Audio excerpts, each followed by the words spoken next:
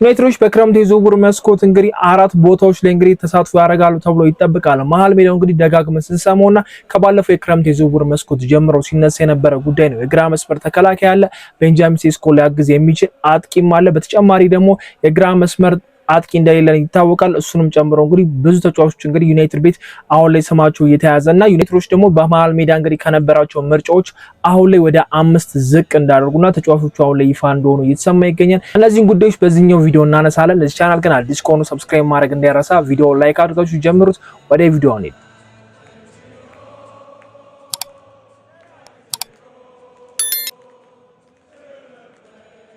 ትንሽ ቆየት ተብለን ነው የመጣነውና ምናልባት ይሄ ቪዲዮ ብዙ ሰዎች ጋር ላይደርስ ስለሚችል ላይክ ኮሜንት ማድረጋችሁን እንዳረሱ። ያው የተሰሙ አዳዲስ ነገሮች አሉ፣ እነሱን ሼር አደርጋችኋለሁ። የተጫዋቾች ዝውውር ላይ እንግዲህ ዩናይትዶች በክረምት በደንብ ተሳትፎ ያደርጋሉ ተብሎ ይጠበቃል። የሻምፒየንስ ሊግ ተሳትፏቸው ደግሞ ካረጋገጡ ብዙ ተጫዋቾች ወደ ማንቸስተር ይመጣሉ። ዩናይትዶችም ብዙ ገንዘብ የሚያወጣል ተብሎ ይጠበቃልና የመሃል ሜዳው እንግዲህ ከባለፈው የክረምት ዝውውር መስኮት ጀምሮ አሁን በዚህኛውም ሲነሳ ነበር በጃንዋሪ ዝውውር መስኮት ግን ደግሞ አሰልጣኝ መቀየራችን ተከትሎ እንግዲህ ሩበን አሞሪም ከአመራሮቹ ጋር ሊስማማበት አንደኛው ጉዳይ ተጫዋች በዚህኛው ጃንዋሪ እንደማያስፈርሙለት ከተነገረው በኋላ ነው። እነዛ ሰጣ ገቦች ገብተው እንግዲህ ሩበን አሞሪም እንዲባረር ያደረጋቸውና ከና ደግሞ ኤደርሰን ባሊባ እንግዲህ ከክረምት የዝውውር መስኮት ጀምሮ ስንሰማቸው የነበሩ ስሞች ናቸው። አንጀሎ ስቲለርም የተነሱ ነበሩ ክረምት ላይና አሁን ደግሞ አዲስ የሆነው ቶናሊ ነው በኒካስትል። እንግዲህ ኒካስትል አሪፍ የሆነ አቋም ላይ አይደለም፣ ሻምፒየንስ ሊግ መጫወትም ስለሚፈልግ ቶናሊ ኒካስትልን ይለቃል ተብሎ የሚጠበቅ ተጫዋች ነውና ዩናይትዶች ከብዙ ምርጫዎች እንግዲህ ከ8 እስከ 12 የሚደርሱ ተጫዋቾች በመሃል ሜዳ ላይ እንግዲህ ዩናይትድን ይቀላቀላሉ ተብሎ እንግዲህ እንደ ዕቅድ የተያዙ ነበሩ። አሁን ላይ እንግዲህ ወረድ ብሎ እንግዲህ 5 ደርሷልና ሁለቱም አንጀሎ ስትሬለርና ቶናሊ ግን እንደ ዋና ዕቅድ አይደለም። ሶስቱ ናቸው ዩናይትድ ዋና ዕቅድ አድርጎ ያዛቸው ደጋግመን ስንሰማቸው የነበረው ባሊባ፣ ኤደርሰን እና አደም ዋርተን። እነዚህ ሶስቱ ተጫዋቾች እንግዲህ በዩናይትድ ቤት ምናልባት ከሁለቱን ልንመለከት እንችላለን ወይ ደግሞ ከሶስቱ አንዱን ተመልክተን አንድ ተጫዋች በጨማሪ ዩናይትዶች ያስፈርማሉ ተብሎ ይጠበቃልና ሁለት የመሃል ሜዳ ተጫዋቾች ነው የሚያስፈርሙት። ያው ካስሜሮ ከክለቡ እንደሚለቅ ተረጋግጧል። የማኑኤል ጋርቴ አጠራጣሪ ነው። ዩናይትዶች ያስቀጥሉታል ተብሎ የማይጠበቅም።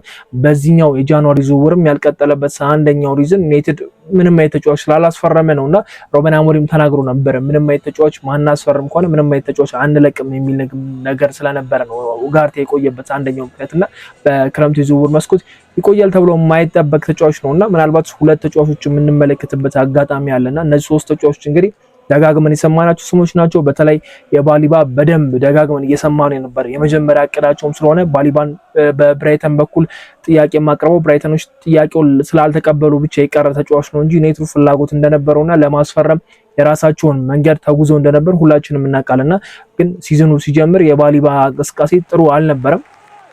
ተጫዋቹ አቋሙ ወርዶ ነው ወይስ ደግሞ ዩናይትዶች ጥያቄውን ስላቀረቡ የሚሉ ነገሮች በደንብ ተረጋግሞ ተነስቶ ነበር። ከዛ የአፍሪካ ዋንጫ ላይ የተመለከትነው ካርሎስ ባሊባ ግን ሌላ ባሊባ ነበርና አሪፍ ባሊባን ተመልክተናል ብዬ አስባለሁ። ምናልባት ዩናይትዶች በድጋሚ ባሊባ እንዲመለከቱና ባሊባ ተስፋ እንዳይቆርጡ ያደረጋቸውም ይመስለኛልና ዩናይትድ ትክክለኛ የሚባሉ ፊርማዎችን በክረምት የዝውውር መስኮት አድርጓል ብዬ አስባለሁ። እነ ኩኛ ምን እያደረጉ እንደሆነ አይተናል። ቤንጃሚን ሴስኮ ምንም እንኳን የተቸ ቢሆን ዩናይትዶችን 3 ነጥብ የሚያስገኝ አቻ የሚያደርግ ብዙ ጎሎችን እያስቆጠረ እየመጣ ነውና አሁን ጥሩ መነቃቃት ላይ ነው ያለው። ከሩበን አሞሪም መሰናበት በኋላ አሪፍ የሆነ እንቅስቃሴ እያደረገ የሚገኝ ተጫዋች ቢኖር ቤንጃሚን ሴስኮ እንደሆነ ሁላችንም ግልጽ ነው። የሚያስቆጥራቸው ጎሎች በጣም አሪፍ እየሆኑ እየመጡ ነውና ዩናይትድን አሸናፊ የሚያደርግ ዩናይትድ እንዳይሸነፍ የሚያደርጉ ጎሎችን እያስቆጠረ እየመጣ ነውና እነ ብራይን ምቤሞ ምን አይነት ተጫዋቾች እንደሆኑ እናውቃለን። ሴኒ ላመንስ አሪፍ ፈራሚ ነበርና እነዚህ ፈራሚዎች ለዩናይትድ ምን ያህል ከፍተኛ የሆነ ለውጥ እንዳመጡ ሁላችንም እናውቃለንና ማቲያስ ኩኛ በአንድ ኢንተርቪው ላይ እንግዲህ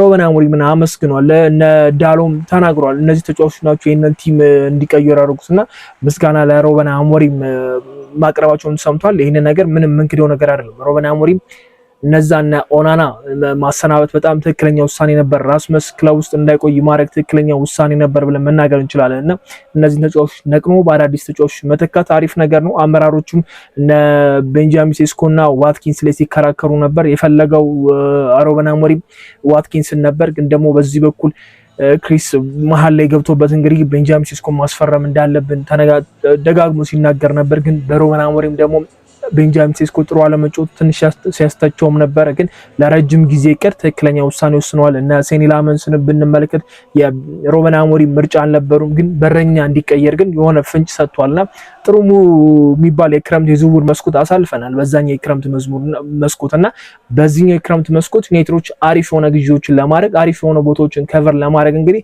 በደንብ ገና ካሁኑ እየተንቀሳቀሱ ይገኛልና የመሃል ሜዳ ምርጫዎች እነዚህን ይመስላሉ። አንጀሎ ስትራር በደንብ ደጋግመን እየሰማን የነበረ ነገር ነው። በቃ አይደል ልክ የነ ባሊባ የነ አደም ዋርሰንን ጉዳይ ስንመለከት ሁለቱ ላይ ነበር ፎከስ አድርጎ የነበሩት። ሁለቱን ማግኘት ዩናይትድ አይችልም ተብሎ ሲታሰብ በክረምቱ የዝውውር መስኮት በቀላሉ ሊያገኛቸው የሚችላቸው ተጫዋች አይደለም ሲባል እና አንጀሎ ስትራርን እየሰማን ነበርና ተመልክተናቸዋል። አዲስ ሊሆንብን የሚችለው ነገር ቶናሊ ነው። ቶናሊ በፕሪሚየር ሊጉ በደንብ አይተነዋል። አዲስ የሚባል ተጫዋቾች አይደለም። አሁን ዩናይትዶች እቅዳቸው እስከከተቷቸው ጥሩ ነገሮች አንደኛም ከአምስቱ ተጫዋቾች አራቱ ፕሪሚየር ሊግ ላይ የሚጫወቱ ናቸውና የፕሪሚየር ሊግ ልምድ ያላቸውን ተጫዋቾች ነው ያስፈረሙት። ተመሳሳይ ነገር ነው ያደርጉት። እነ ኩኛ ላይ እነ ብራይን ላይ ተመሳሳይ ነገር አድርገው ምን አይነት ውጤት እንዳመጡ እያየን ነው። ቤንጃሚን ሴስኮ ሊጉን እየለመደ እንደሆነ ያሳያል። ሴኒ ላመንስ የሆነ አሪፍ የሆነ ተጫዋች ነው የሚመስለው አላረ ከቤልጂየም ሊግ የመጣ አይመስልም። የሚያረጋቸው ሴፎች ዩናይትዶችን ቀይሩናል ማለት እንችላለን። የኦናና ኢፌክት የአልታይ ኢፌክት ምን ያህል ከባድ እንደነበር አይተናል። የመጀመሪያዎቹን ጌሞች ብናስታውስ ኦናና ከወጣ በኋላ አልታይ በደንብ እንሸነፍ አድርጎናል። የሲቲ ጨዋታ ማንሳት እንችላለን፣ የአርሰናልን ጨዋታ ማንሳት እንችላለን። የሱ ስህተቶች የነበሩበት ጌሞች ነበሩና እነዚህ ተጫዋቾች ሊጉን እያለመዱ ይገኛሉ። አንጀሎ ስትራርን ያስፈርማሉ ብዬ አላስብም። ከአራቱ ቅድሚያ ይሰጣሉ ብዬ አላስብም። ሶስቱ ላይ ግን ፎከስ አድርገው ይሰራሉ። ከሶስቱ ግን ሞር ባሊባን ወይ ኤደርሰን የምንመለከት ይመስለኛል። ኤደርሰን ላይ ፎከስ አድርገው እየሰሩ ይገኛሉ። ስለዚህ ኤደርሰን ወይ ባሊባን ምን ሰማ ይሆናል። ከሁለት አንዱ ዩናይትድ የሚያስፈርም ከሆነ ለኔ ትልቅ ፊርማ ነው። በተለይ ቻምፒየንስ ሊግ ምንገባው ከሆነ ደግሞ በጣም አሪፉን ዝውውር ምናረግ ይመስለኛልና የመሃል ሜዳ እቅዳቸውን መቀነሳቸውና አሁን ላይ ፎከስ አድርገን የተወሰኑ ተጫዋቾች ላይ መምረጥ አሪፍ ነበር። በጣም ብዙ ተጫዋቾች እየሰማን ነበር። ኢቭን እንኳን ከሊቨርፑል እነ ማካሊስተርን እየሰማን ነበርና ማይሳካ ዝውውር እንደሆነ በጣም ግልጽ ነው። ዩናይትዶች የምርም ሄደውበት እንደነበር ያስታውቃል። ግን አብዛኛው ተጫዋቾች ሊቨርፑል የተጫወቱ ወደ ማንቸስተር ለመምጣት ዳገት ነው። ይሄ ቀላል የሚባል ዝውውር አይደለም።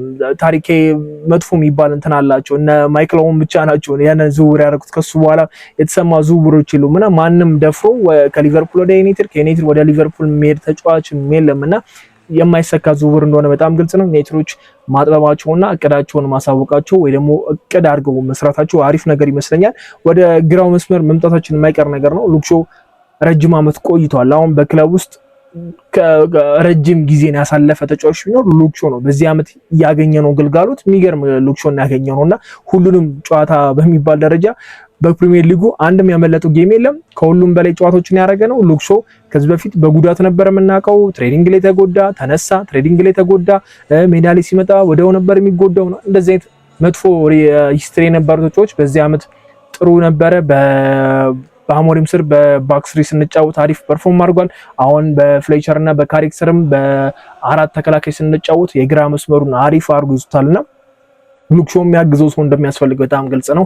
የዶርጉ እንቅስቃሴ ከመከላከሉ ይልቅ ወደ ማጥቃቱ ሲሄድ አሪፍ እንደሆነ እየተመለከትን ስለሆነ ዩናይትዶች ሉክ ሾውን የሚያግዝ የሉክ ሾው ተተኪ የሚሆን ተጫዋች እየፈለጉ የሚገኛሉና እንደ እቅድ ስማቸው እየተነሳ ያለው እንግዲህ የኢንተሩ ዲማርኮ አለ። ከዛ ደግሞ ባርሴሎናው እንግዲህ ባልዲ ያለና የባርሴሎናን ባልዲ ለማግኘት በጣም ከባድ ነው። ተጫዋቹ ባርሴሎና ቤት መቆየት ይፈልጋል። ዩናይትድ ተጫዋቹ እቅዳቸው እንኳን ቢያደርጉት ባርሴሎና በቀላሉ ይለቋል ተብሎ የማይገመትምና ምናልባት የፋይናንሻል እንትናቸውን ለማስተካከል ሊለቁት ይችላሉ። ግን ደግሞ ዩናይትድ ይሄን ያህል እሱ ላይ አልገፉበትም። የዲማርኮን ነገር ግን በደንብ የሚሰሩበት ይመስላልና ከዚህ በፊት ስንሰማው የነበረ ስም ስለሆነ እሱ ላይ ፎከስ አድርገው ይሰራሉ ተብሎ ይጠበቃልና የግራ መስመር ተከላካይ በጣም ግድ ነውና የሚያስፈልገን ቦታ ነው። ተተኪም ሉክ ሾው ከዚህ በኋላ ለረጅም ጊዜ የምንመለከተው አይነት ተጫዋች አይመስለኝም። የዚህኛውን ዓመት ሉክ ሾው በሚቀጥለው ዓመት ሳይጎዳ የምንመለከትበት አጋጣሚ ስለማይኖር ዶርጉም ከመከላከሉ ወደ ማጥቃቱ እየገባ ስለሆነ ትክክለኛ ተጫዋች ያስፈልጋልና አንደኛው ቀናቸው የግራ መስመር ተጫዋች ነው።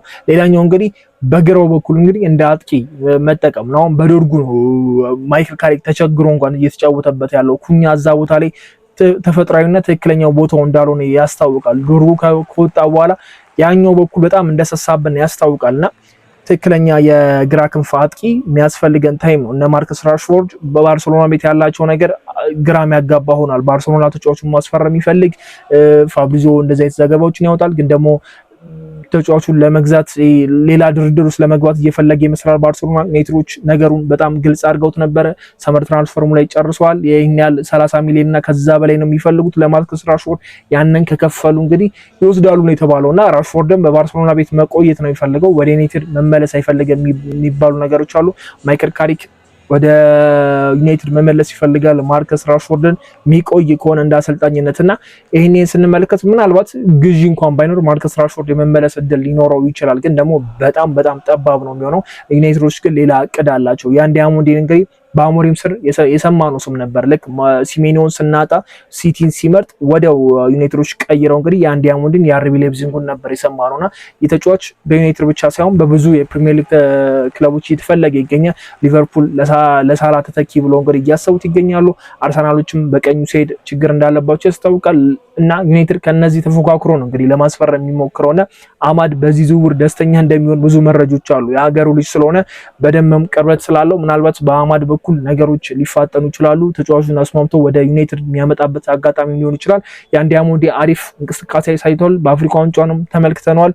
ስሙን ስለሰማሁት ብቻ በደንብ የአፍሪካ ዋንጫ ላይ ስናነሳውም ነበርና ያን ዲያሞንዴ አንደኛው እቅዳችሁ ተደርጎ የተወሰነው ተጫዋች ነውና አሁን እንደ አዲስ እየወጡ ያሉ መረጃዎችም አሉ። ኒኮ ዊሊያምስም በክረምት የዝውውር መስኮት ፍሪ ነው የሚሆነው። ባለፈው ሲዝን ባርሴሎና ተጫዋቹን ለማስፈረም ፈልጎ ነበር፣ ግን ያንን ነገር አልቻሉም እና ወደ ራሽፎርድ የዞሩበት አጋጣሚ የምናስታውሰው ነው።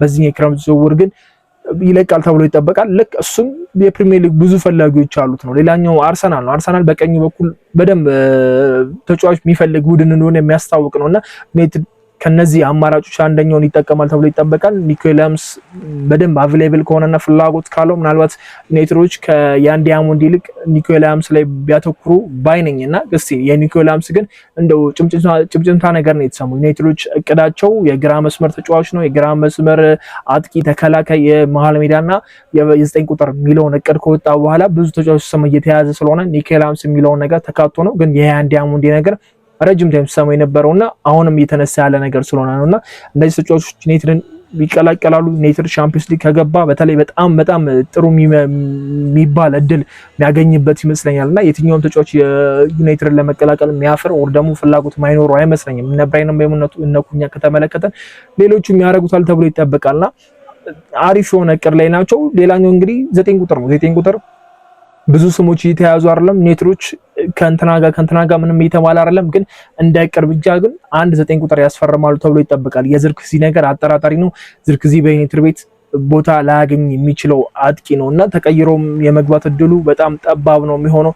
ባለፈውም ከጉዳት መጥቶ የተወሰነ ተጫውቷል፣ ግን ደግሞ እንደ ተደራቢ አጥቂ ነገር ነው ያለው። በቤንጃሚን ሴስኮ አይደለም የቀየረውና ማይክል ካሪክ ሞር ማጥቃት ሲፈልግና ሞር እየተመራ ስለሆነ ጎል ስለፈለገ ነው ያንን ነገር ማድረግ የቻለውና ሴስኮ በሁሉም አሰልጣኞች ቦታ ያጣ ተጫዋች ነው ብለን መናገር እንችላለን እና ሴስኮ ይለቃል ተብሎ ይቀመጣል። እነ ሮማ ፈላጊዎቹ ነበሩ፣ ግን በዚህኛው የጃንዋሪ ዝውውርም እሱን ላለመልቀቅ ተወስኖ ነው እንግዲህ ለቦታው መፋለም ጆሹዋ ዝርክዚ ስለፈለገም ነው እንትን ያለውና በዚህ የክረምት ዝውውር ግን ምናልባት ከሚለቁ ተጫዋቾች መሃል አንደኛው ይሆናል ተብሎ ይጠበቃልና ዩናይትዶች የትኛው 9 ቁጥር ያስፈርማሉ እስካሁን ድረስ ምንም እቅድ የለም። በግራው መስመሩ በኩል በደንብ እየሰሩበት ይገኛሉ።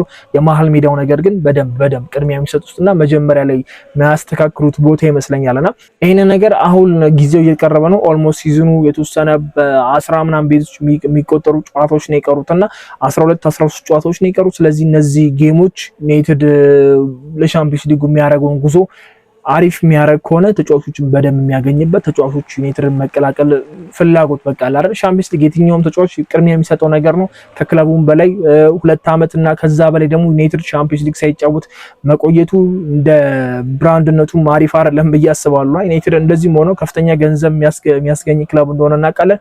ግን ደግሞ ተጫዋቾቹ ሻምፒዮንስ ሊግ ይፈልጋሉ፣ ደጋፊውም ሻምፒዮንስ ሊግ ይፈልጋል። በዚህ አመት 40 ጨዋታ ብቻ ነው ያደረግነው በፕሪሚየር ሊጉ 38 እና እነዚህ ካርኒ ካፕ እና ኤፍ ኤ ካፕ አንዳንድ ጌሞች ብቻ ነውና በጣም ያነሰ ጨዋታ። አሁን ራሱ ከኤቨርተን ጋር ለምናደርገው ጨዋታ ኦልሞስት 2 ሳምንት ቆይተናል። ፕላስ ደግሞ ቅዳሜና እሑድ አይደለም የምንጫወተው፣ እዛ ጋር ሰኞ ነው የምንጫወተውና ይሄ እንደ ደጋፊም እንደ ተጫዋችም ይሆናል ቴምፖአቸውን ጠብቀው እንዳይሄዱ ያደርጋቸዋል ብዬ አስባለሁ። ጥሩ ተነሳሽነት ነው ያሉት። 9 ጨዋታ ሳይሸነፉ ተጉዘዋል። ተከታታይ 4 ጨዋታ አሸንፈው ዌስትሃም ላይ ነጥብ ጥለዋልና ያንን ጨዋታ ያልተሸነፉበትን መንገድ በቃ በዛ ሰዓት ጎል ማስቆጠር መቻላቸው አሪፍ ነገር ነው። ጨዋታውን ሙሉ ለሙሉ ሉዝ አድርገውት ነበር ማለት ይቻላል። የዌስትሃሙን ጨዋታ ግን ባለቀ ሰዓት አስቆጥረው 1 ነጥብ ይዞ መውጣት በጣም አሪፍ ነገር ነው። ቶፕ 4 እንድንጠብቅ ነው ያደረጉንና ቀጣይ ጌሞች ላይ እንግዲህ እንመለከታቸዋለን። እነዚህ ተጫዋቾች እንግዲህ እነዚህ ቦታዎች በክረምቱ የዝውውር መስኮት ዩናይትዶች ይሸፍኗቸዋል ተብሎ የሚጠበቁ ናቸውና እነ ባሊባ፣ እነ ኤደርሰን፣ አዳም ዋርተን ደጋግመን የምንሰማቸው ስሞች ይሆናሉ። የግራ ክንፍ ተጫዋቾች የግራ ክንፍ አጥቂም እነ ማርከስ ራሽፎርድን በክረምቱ በጣም አነጋጋሪ የሚሆኑበት ወይ ደግሞ ራሽፎርድ አልመለስም ካለ እንኳን ዩናይትዶች ወደ ሌላ ክለብ የሚሸጡበት እነ ጄደን ሳንቾም በውሰት ነው ያሉት እስካሁን ድረስ። እነዚህን ደጋግመን የምንሰማቸው ስሞች ነው የሚሆኑት። እስቲ ጊዜ ሲደርስ ደግሞ በደንብ እናወራለን። የማይክል ካሪክ ጋዜጣዊ መግለጫ እንግዲህ በሚቀጥለው ቪዲዮ ይዤላችሁ እመጣለሁ። ስለ ኤቨርተኑ ጨዋታ በደንብ እናወራለን። ለዚህ ቻናል አሁንም ይሄንን ቪዲዮ ሰብስክራይብ ሳታደርጉ ካያችሁ ሰብስክራይብ ማድረግ እንዳይረሳ። በሚቀጥለው ቪዲዮ እስከምንገናኝ ይመቻችሁ። ቻው